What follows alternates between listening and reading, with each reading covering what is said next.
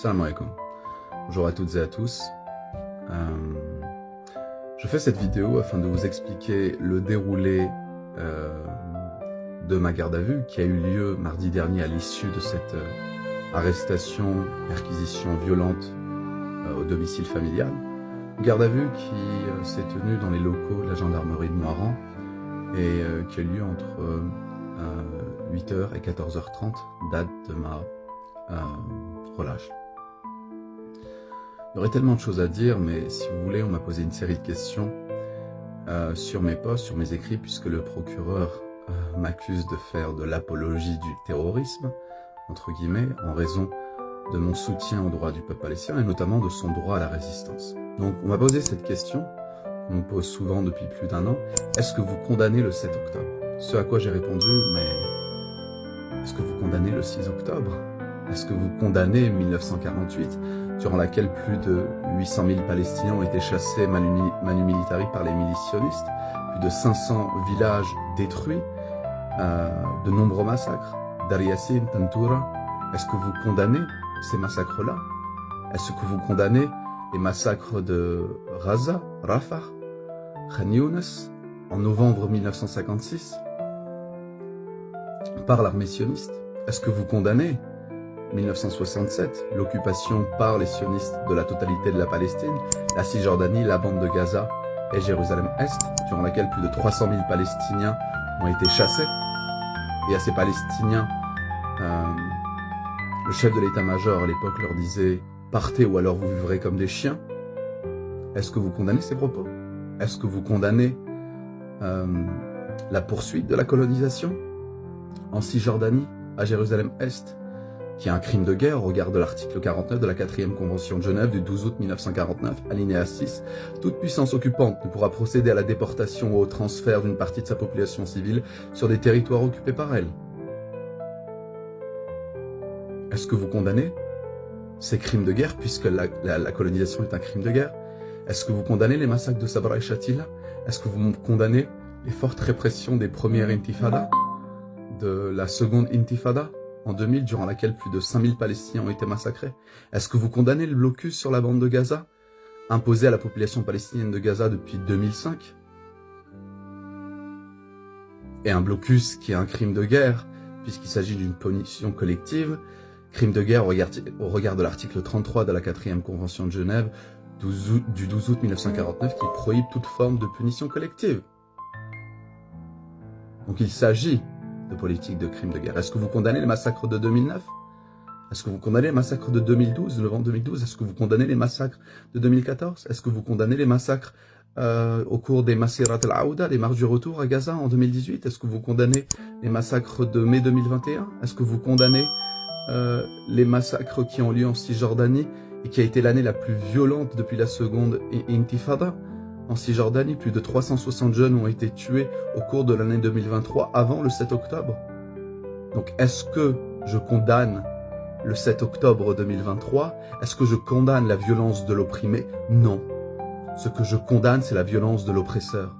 Puisque la violence de l'opprimé n'est que la conséquence de cette violence coloniale, qui dure depuis plus de 100 ans.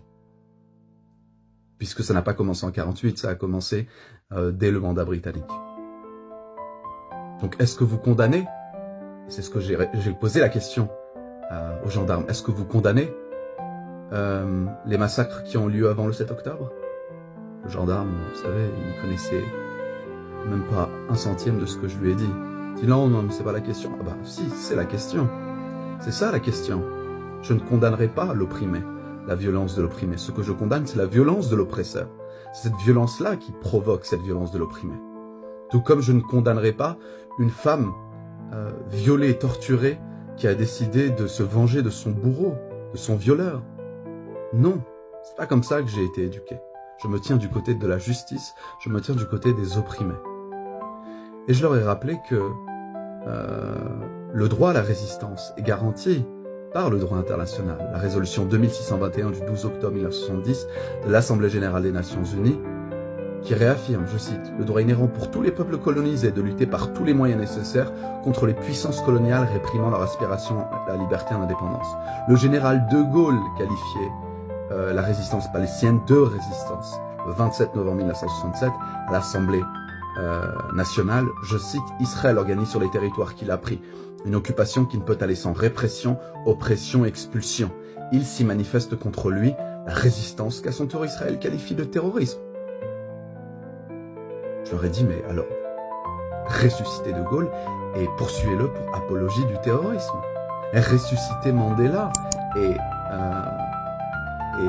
débaptisez la place Nelson Mandela à Grenoble, puisque Nelson Mandela soutenait la résistance palestinienne, car lui-même était qualifié de terroriste. Et que répondait-il à celles et ceux qui l'accusaient d'être un terroriste?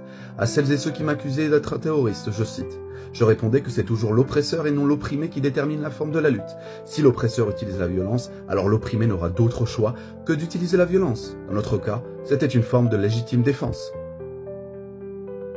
Un droit à la résistance qui est, encore une fois, garanti par la Déclaration universelle des droits de l'homme et du citoyen. Les hommes naissent libres et égaux en dignité et en droit. L'article 2 précise la nature de ces droits. Ces droits sont la liberté, la propriété, la sûreté et la résistance à l'oppression. On voudrait nous faire croire que tout a commencé le 7 octobre. Mais non, monsieur le gendarme, ça n'a pas commencé le 7 octobre. Ça a commencé bien avant. Bien avant. Et je citais même Sarkozy pendant ce procès-verbal. Si vous le lisez, le procès-verbal, c'est un cours d'histoire sur plus de 8 pages. Nicolas Sarkozy qui part en Algérie et qui va parler des massacres de Constantine, qui auront lieu en août 1955, durant laquelle en quelques jours, plus de 10 000 Algériens vont être massacrés comme représailles à des actions de résistance violente, je l'affirme, qui ont tué plus de 170 colons. Et la France va massacrer plus de 10 000 Algériens. Et à ce discours, dans un discours à Constantine, que disait Sarkozy en octobre 2007, je cite, et je leur ai cité aux gendarmes, « Le déferlement de haine, le déchaînement de violence qui ce jour-là submergea Constantine et tua tant d'innocents était le produit de l'injustice que depuis plus de 100 ans le système colonial inflige au peuple algérien. » Écoutez ce qu'il dit après. « L'injustice attise toujours la haine et la violence. Le système colonial était injuste par nature, elle ne pouvait être vécue que comme une entreprise d'asservissement et d'exploitation. » Ce à quoi j'ai répondu aux gendarmes, tout comme Sarkozy, je pense que le déferlement de haine, le déchaînement de violence qui ce jour-là submergea Gaza et sa région était le produit de l'injustice que depuis plus de 100 ans le système colonial sioniste inflige au peuple palestinien. L'injustice attise toujours la haine et la violence. Le système colonial sioniste est injuste par nature et ne pouvait être vécu que comme une entreprise d'asservissement et d'exploitation. Donc j'ai cité bien d'autres choses, bien d'autres références, comme, je terminerai là-dessus, Yitzhak Frankenthal, israélien dont le fils soldat a été tué par la résistance palestinienne. Et que dit-il?